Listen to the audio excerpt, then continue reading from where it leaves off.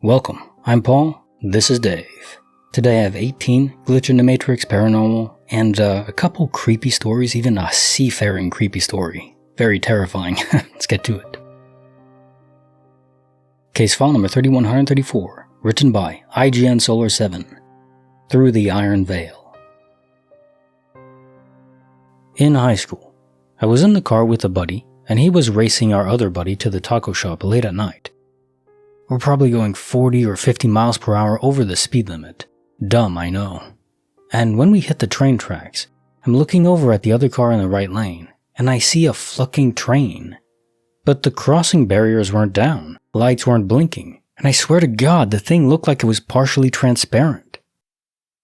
When we got to the taco shop, everyone in the other car saw it too. We were all spooked to hell, because we either saw a ghost train or almost got hit by a train, one way or the other. But the final note that we couldn't explain at all, there wasn't any track noise whatsoever. Second quick eerie thing. I was driving back from Arizona with my family to Vegas, and right outside of Boulder City by the dam, a man emerged from the darkened brush wearing all orange, almost like a prison jumpsuit. He's waving his hands aggressively and wildly, and almost touches the car as it passes. His eyes seemed almost glowing red, which I assume was from the headlights. There's no prison in that area.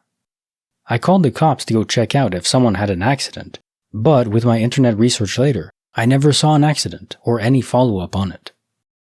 Well, I have heard of trains that don't make much sound. The maglev trains, those are, I think there's some in the US, but mostly in South Korea, or is it, China.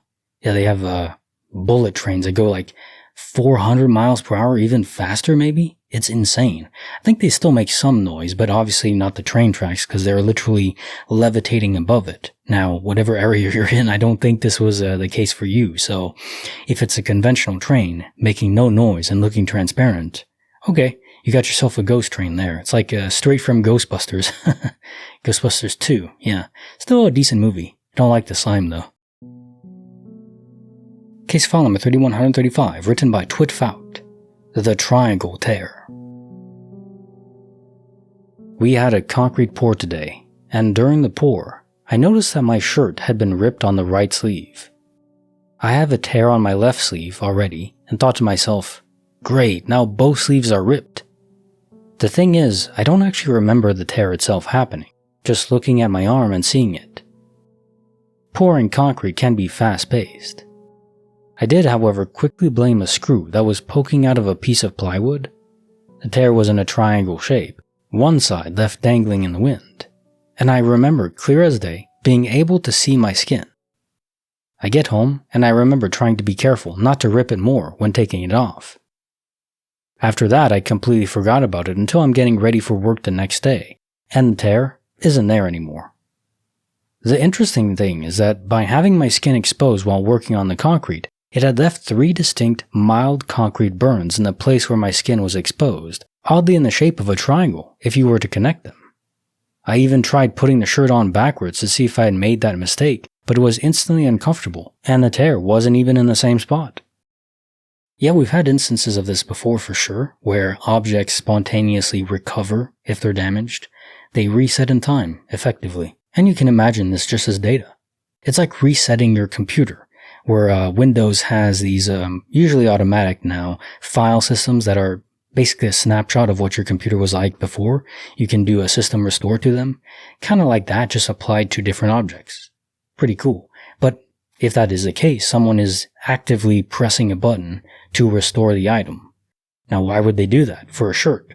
No clue, but seems like it could be possible along those lines. Case file number 3136, written by Focoff. Oh, I see what you did there. Still as a stone, white as a bone. I was around 18 or 19.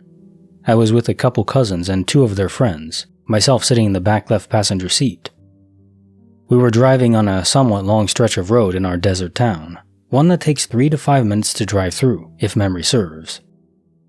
That road links 2 areas of the town together, so for that short drive through it, there's no street lamps and nothing but open desert surrounding you. I got the sense it was not a popular road. I can't remember if we even passed an oncoming car or not. It was probably around 10 or 11 p.m. We were taking one of their friends home, and as we turned onto that road, said friend gets a call from their mom that their father would be late getting home, as he had driven past a, soon-to-be-confirmed, dead likely homeless man on a street corner, turned his car around to see what was going on, and called the cops about it and had to stick around for that to answer questions. Something like that. That gave me the creeps already, but isn't the main part of the story. As we drove down this road, talking or whatever teenagers do, my cousin that's driving yells, "What the fluck?" And immediately me and my other cousin look up from my phone screen, and the three of us, plus the front passenger, see a pale woman standing in the road like a deer in headlights. I remember her body language just being so strangely calm yet disturbing, like something wasn't right. Her arms were relaxed, but she seemed like a statue there. I feel like she was wearing a white dress or something light in color, but I could be misremembering. And I really seem to remember she was somewhat gaunt in figure, not emaciated, but something just wasn't right. That's how I felt. But it was all so quick, it was hard to even notice any details. It must have been maybe 2 seconds in a blur as my cousin swerved around her and into the oncoming lane, while the woman just stood there like it was a crosswalk. Just standing there so nonchalantly, out on a dark road in a vast stretch of desert. The friend, whose father was with the police, ended up calling him and telling him about what he had just seen and where, I suppose to let them know, and he said he would. I don't know what came of it. I never saw anything on the local news. I have no idea what the hell brought that woman to be on that road, carless at night, or why she seemed so calm about the circumstance. My father's friend suggested she could have lived in some meth house out in the desert and just been strung out and walking to nowhere, or that she could have been drugged and kidnapped and just escaped. I don't know what to think. My cousins and the friend that looked up in time to see her still remember, but I hold on to the memory, I think a little more tightly, or perhaps it's the other way around. My mental image of that woman grows murkier as each year goes by, but the grip she had on me in that moment has never faded. Case file number 3137, written by Cindy Wright, The Guacamole Incident.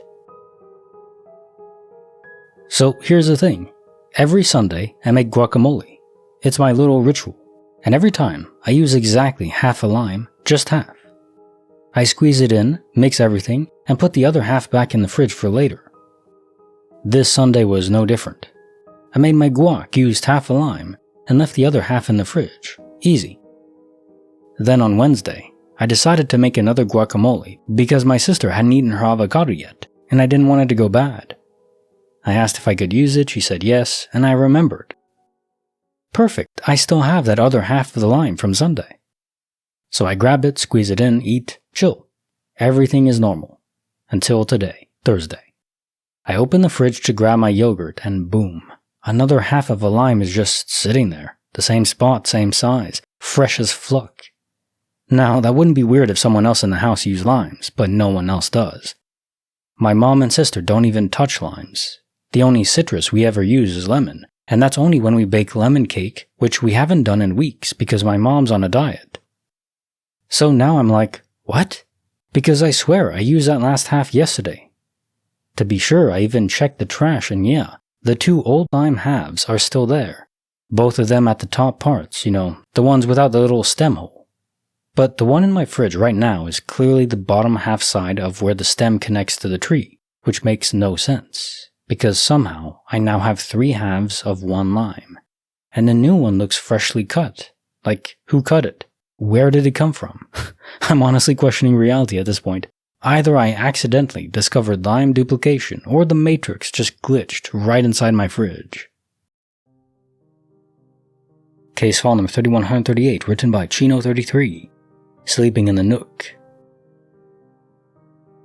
When I was in middle school, we moved into a new apartment in San Antonio, and I had my own room. I was asleep with my cat in my new room. I had a closet with twin doors that opened outwards, and on the ceiling of the closet there was a hatch that opened to a shared attic space. Recently, after we moved in, I was asleep on my bed with my cat, and the hatch violently slammed open, causing my closet doors to fly open, which scared me and my cat so bad we both ran as fast as we could into my mom's room. We called maintenance and they came and closed the hatch, but it happened so frequently and distressed me so much that we had to move my bed into the dining room nook so I could sleep at night. It obviously bothered me so much that my mom didn't question me or ignore me. I didn't even like being in the room during the day because the closet doors would constantly open if I was in the room. So I only ended up being in my room if I had company over. I would sleep in my bed in the nook and my friends would sleep on the couch. Case file number 3139, written by Gone Be the Birds. Ginger saw it first. Growing up, I always had a fear of going to bed and falling asleep with my back to my bedroom door. I had to be facing my door as I fell asleep. I often called my dog Ginger to bed with me. Some nights she'd stay on the bed, normally near my feet, and most nights she'd jump off after I fell asleep and would sleep on the floor. It wasn't uncommon that I'd move in my sleep and wake up with my back to the door. One night, I fell asleep and experienced sleep paralysis upon waking in the middle of the night. I've had both types of sleep paralysis, one where you're experiencing it while dreaming, and the other where you experience it even when waking up. As is normal in this situation, at least for me, my eyes are now open. I'm fully awake and alert, but I can't move and can't breathe. Weirdly, Ginger is still in the bed, but up near my head, facing me, instead of down by my feet. My back is to my door. I feel uneasy and tense, but not necessarily scared. Then Ginger, locking eyes with me, shifts her gaze to above me and beyond my shoulder, towards the door. Her facial expression changes and she goes all tense and starts growling. I lost my crap. This was exactly my fear. In the middle of the night, back to my door, in the dark, mostly. I can't see what's behind me, and can't turn to see because I'm temporarily paralyzed and not breathing. Full freakout. But eventually I snapped out of the paralysis as I always do, turned, and there was nothing. Still don't know what stressed Ginger out, but boy, that was horrible timing. So this aligns well with my theory that, at least sometimes, sleep paralysis could be induced or perhaps simply taken advantage of by certain entities, spirits, maybe demons, that are in the area, basically just preying on you when you're vulnerable. Now again, I don't know if they're causing it or if they're just preying on you in an opportunistic moment, but yeah, that your dog basically felt that something was there, a presence, kind of confirms that theory. So again, I don't think all the time this is the case, so probably isn't an induced factor, it's just something where entities take advantage of it. Creepy for sure, but they don't seem to cause any damage. No one, to my knowledge, has suffered any damage while under sleep paralysis, so even if they're not conjurations of your mind, they don't seem to harm you, at least not physically. Case file number 3140, written by Too Insane. The Shhh Between Us.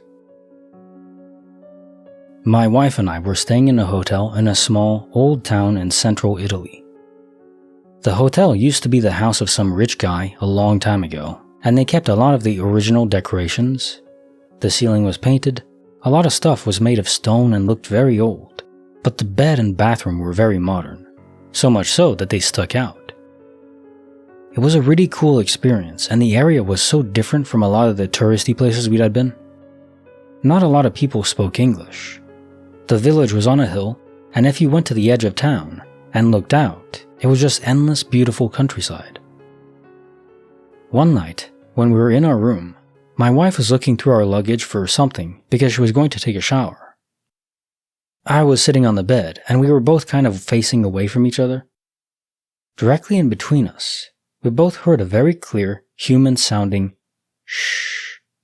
My wife angrily turned around and asked why I was shushing her, and I was super confused myself.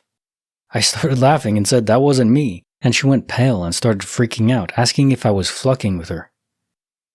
I started to get pretty uncomfortable as well, but told her it was just the mini fridge in the corner, even though it was in the opposite direction. Something acoustic. We did not hear that sound again for the duration of our 3-day stay there. To this day, it's the only event in my life that I just cannot contribute to anything. I looked everywhere in that room for something that could have caused a sound. It was so crisp and felt like someone sitting right next to me did it. Case file number 3141, written by Banshee of Reddit, the fair-haired man. We were staying in an old holiday complex in Greece, and I had a really strange experience on our third night. We had a really busy day of sightseeing and ouzo drinking, and returned to the apartment at 2 a.m.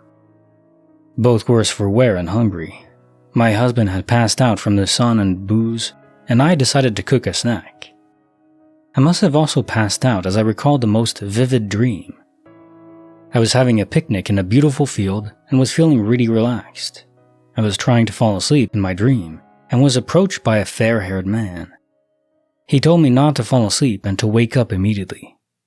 I was so tired and wanted to sleep, but the more I tried, the more he shook me awake. I then woke up for real, and I could feel the sensation of being shaken. As I looked up, the man from the dream was right next to me. I started to come around and I could hear a loud piercing sound. It was the fire alarm and I could see loads of smoke. I dealt with it at the time and went back to sleep. My husband slept through it all.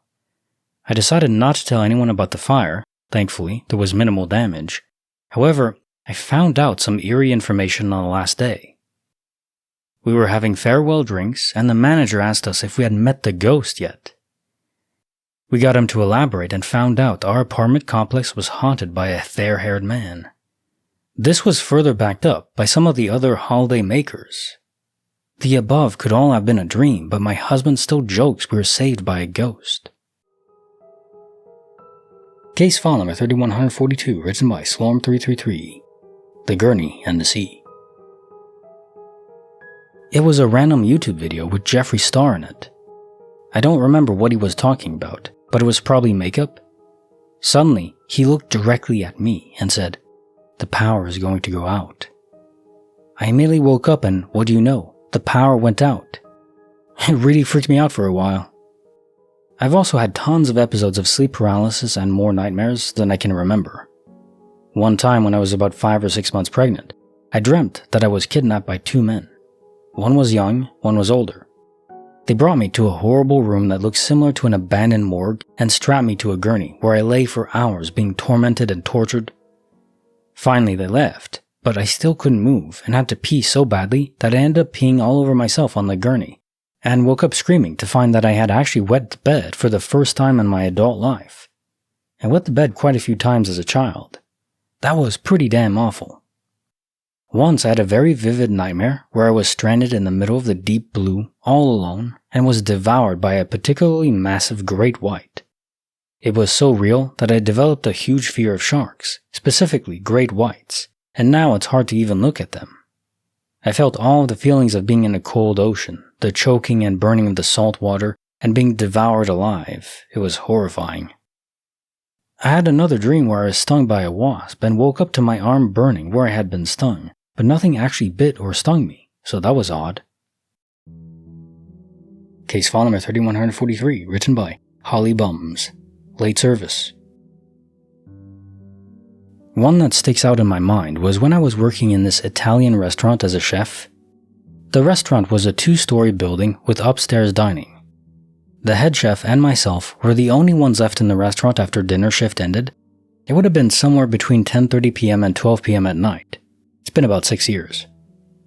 I was finishing off a few cleaning jobs in the kitchen, while the head chef was, I presumed, upstairs in a small office doing orders and paperwork. After I was done, I walked through the downstairs dining hall to the stairs. During this time, I heard footsteps on the floor above me, and as it was very quiet at the time at night, it was very clear and pronounced. When I made it to the stairs, I heard more steps and some small scuffing or commotion. At the top of the stairs out of view, I was about a couple of steps up and called out to the head chef, but no reply. Then after a step or two more, I called out again, but then it was when I heard my own name being called back from the kitchen.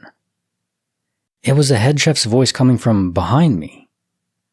When I started, they joked about the Bel Sorriso ghost, but I thought nothing of it at all. Apparently, experiences happen upstairs and on the stairs. Well, after I freaked out and ran back to the kitchen and told the chef what I heard, they got spooked and confirmed, yeah, this place is haunted. I, however, decided to go up there as she hung out on the stairs to see what was happening, and yeah, it was completely empty. No one was there. The front door was locked, and the only other door is the back kitchen door, where the head chef had just been outside smoking by the door and saw nothing.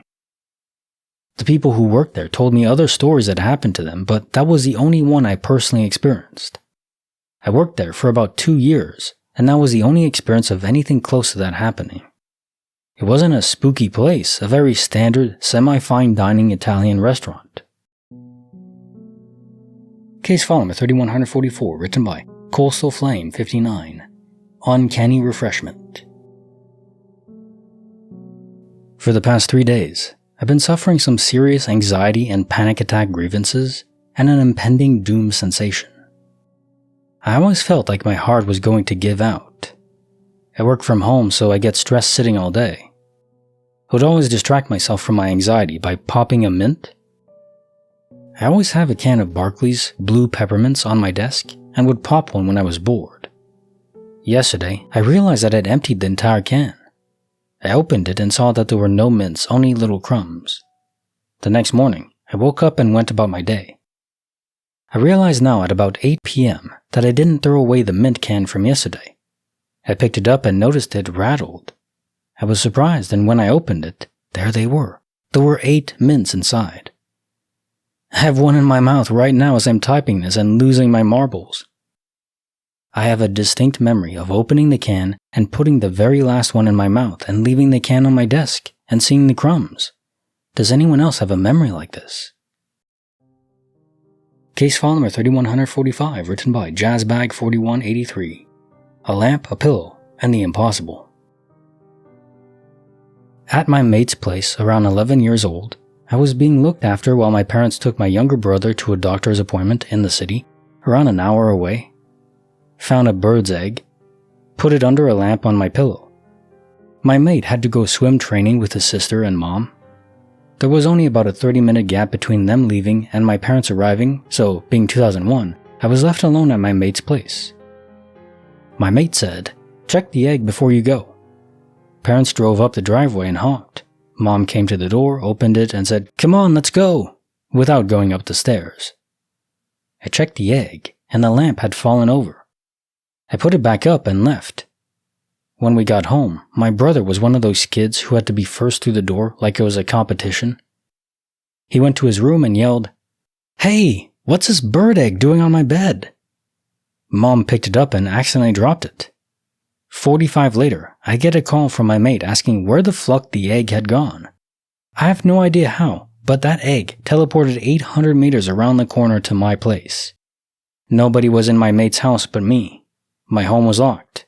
No explanation 22 years later. A simple egg DOP event. More like a transportation event though in this case. You know, we could just call it a portal event, but usually that involves moving through the world. When you're on the road, you're just walking or in a car. In this case, just an egg that was moved across. Someone really wanted you to make an omelet. Weird. Case file number 3146, written by FM Land Hope. The Omen over South Carolina. It was the beginning of August, and I lived in South Carolina at the time. My then husband worked a midnight shift, so when I didn't have to work the next day, I would stay up late so I could sleep in a few hours with him in the morning. One night while home alone, I decided to wash clothes. We had to use the apartment laundry room, which was a building right in the middle of the apartment complex, and the apartment buildings were in a circle around it. Once they were done washing, I went over to put them in the dryer. About 5 minutes after being inside the laundry room, I heard the loudest noise I ever heard. I knew exactly what it was. A jet plane was crashing and it was going to hit that building. I fell into my stomach while the noise was deafening and screamed. Then silence. Nothing. I finally convinced myself to get up and look. There was nothing. I told my husband when he got home what happened. He always believed I had a gift because of all the weird things we experienced, and thought maybe a plane was going to crash and I saw it ahead of time. For a few weeks we kept track of the news, but there was nothing, and we didn't think anything of it. A few weeks after that was 9/11. Case file number 3147, written by the Stoic One, The Runner in the Dark. When I was in high school, we used to go to this wooded area we called the Trails to party, drink, bonfires, etc. It was about a 10-minute walk to the center from any direction. One night, after some partying, a friend of mine and I were leaving. There was no moon out, so it was pretty much pitch black. We could really only make out silhouettes of the trail and trees. Anyway, we're walking through, not really chatting all that much, and I see a silhouette of what looked like someone running across the trail just ahead of us. It scared the crap out of me, but I didn't say anything. I figured I was just seeing things because I was pretty lit, and my friend didn't mention anything. When we started getting close to the edge of the trails and could see streetlights, I was still pretty shook. I said to my friend, "Hey, did you see anything back there on the trail?" His reply was something like, "Oh fuck man, I thought I was imagining things. Someone ran across the trail just ahead of us." We never told anyone else. We walked back to the bonfire thinking one of our other friends was playing a prank, but they were all still there. I'm sure there was a reasonable explanation. Maybe upperclassmen messing with us, but it was still creepy as hell. Case file number 3148, written by Anonymous. Pirates or Idiots? In 2016, I sailed across the Atlantic on the tall ship Tenacious. I loved getting night watches because of the stars, but you also have to keep watch, and if you were on the bridge, one of the duties was watching the radar. In the middle of the ocean, when you're thousands of miles away from rescue, everyone plays it safe. It's a big ocean, and there's lots of room, so there's no need to come close to another ship. I can't remember the distances exactly, but whenever a ship would pop up on radar, it would almost immediately divert course to give us plenty of space. Until one night, a ship didn't divert. The ship was heading directly towards us for about 30 minutes, and closed about a quarter of the distance. I reported it to the first mate, who tried to contact them but got no response, so we diverted course. And then they diverted towards us again. There were only two options. The oncoming ship was either lazy and made a mistake, or they were pirates. If they were pirates, they would capture our unarmed ship, kill everyone on board, strip it of valuables, and sink it.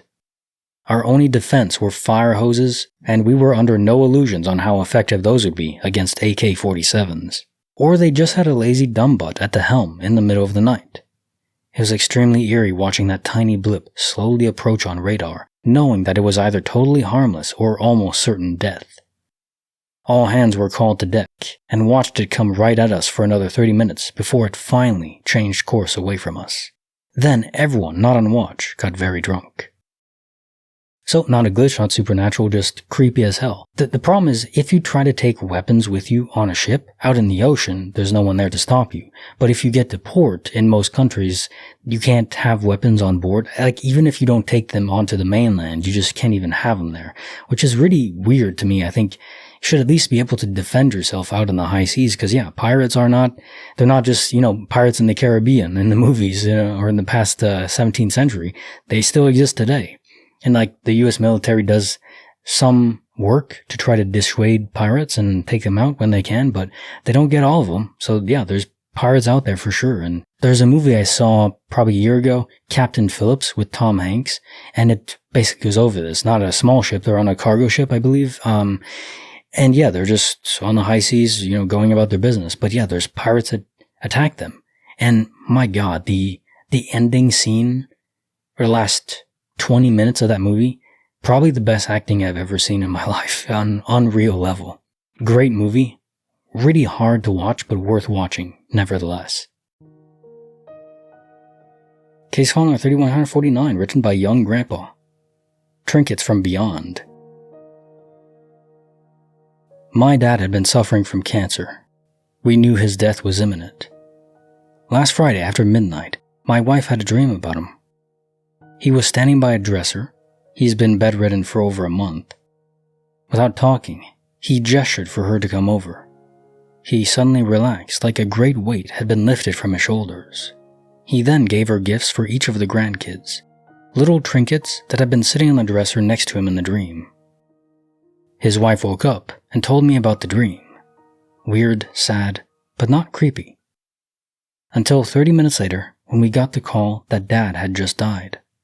Also, I think my dad knew the exact date of his death weeks before. In February, we were discussing his and Mom's 60th anniversary coming up, April 5th, and his birthday, May 4th. He declared that he would make it to the anniversary.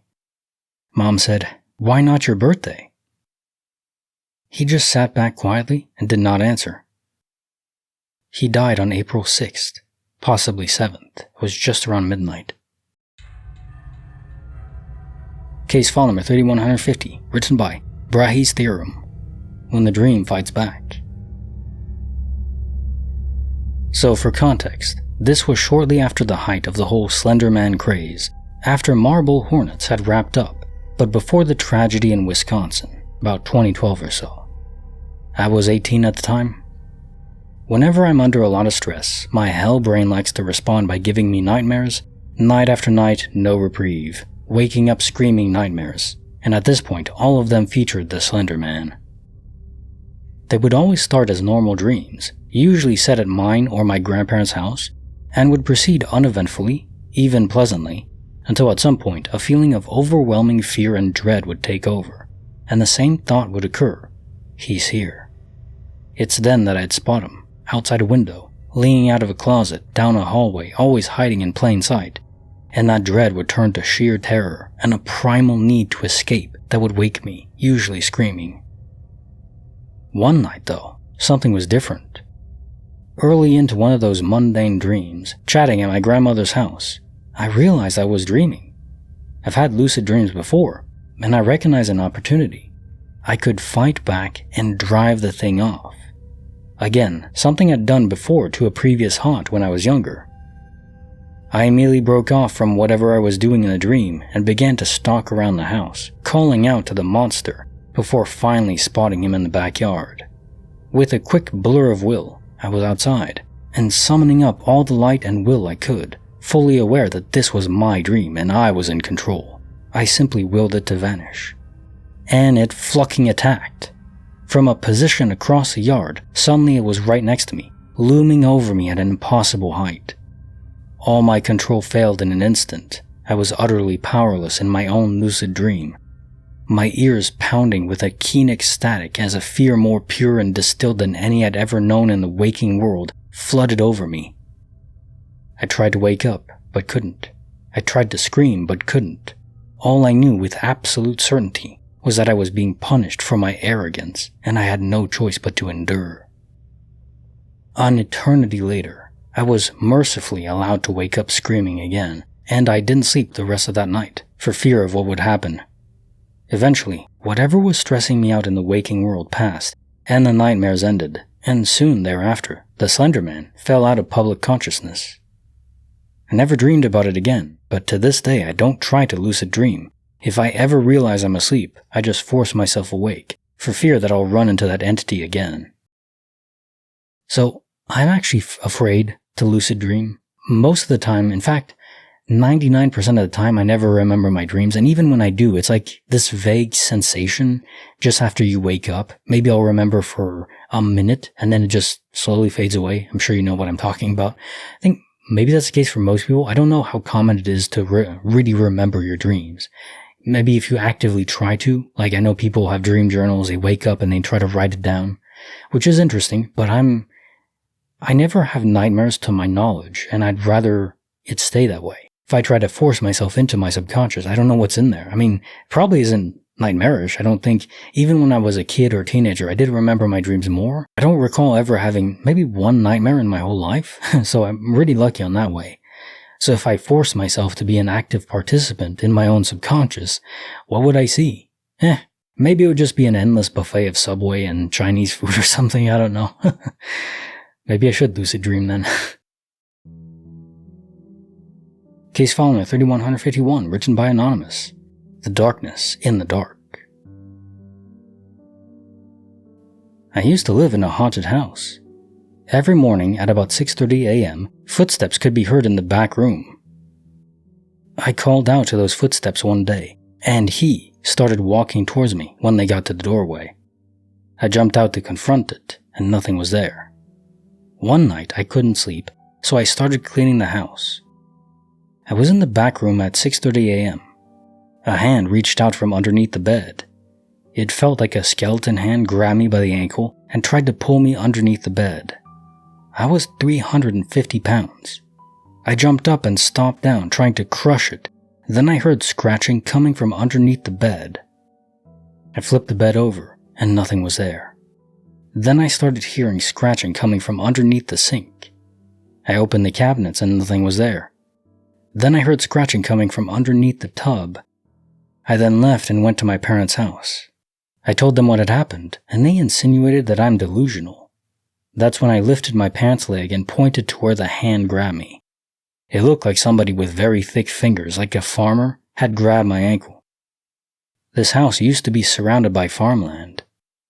Another time, headlights could be seen through the window. When I pulled back the curtains, there was nothing there. I called out to my roommate and asked him if he saw those headlights when I pulled back the curtains. I asked if you could see anything now. He and his baby's mom started to freak out when I went out to check it along with him. It was darker than usual as a winter, around the dark side of the house. Something walked out from behind the tree about 3 feet tall with pointy protrusions coming from its head, and it seems to be walking around on backward knees. It was about 3 feet tall, and all that you could see was a darkness darker than the darkness outside. I couldn't even see my hand on my face because it was so dark, but this darkness in the dark made the shape of this 3-foot tall thing. It jumped at me, and I slashed at its throat with a knife. Then I heard the roommate screaming on the other side of the house. Then his scream was cut off in the middle. I went around the house to check on him. If there was another one of those things there, whatever it was turned off the floodlight on the lit side of the house. When I found the roommate, he was a brown Puerto Rican man who had turned completely white out of fear. When I went up to the second thing, it stepped behind the tree and the floodlight came back on. This place is a cottage behind the main house in Fremont, California, at the corner of Osgood and Washington. Shortly after this, the house flooded and everyone had to move out. Now time for the jokes of the day. My girlfriend saw me buying 2 handguns from a T-Rex and said, "What the hell was that?" I said, "He's my small arms dealer." I heard that icy is the easiest word to spell. Looking at it now, I see why. I said to my wife, "There's only one thing that scares me during Halloween." She said, "Which is?" I said, "Exactly." My wife told me I should get cremated when I pass on. She said it was my last chance to get a smoking hot body. Paleontologists recently unearthed the largest tibia ever recorded. It was quite the shindig. Video up here, compilation, check it out if you haven't already seen it. Sleep stories, all that good stuff, fall asleep easy. Don't forget to like the video and subscribe. I'll see you guys next time.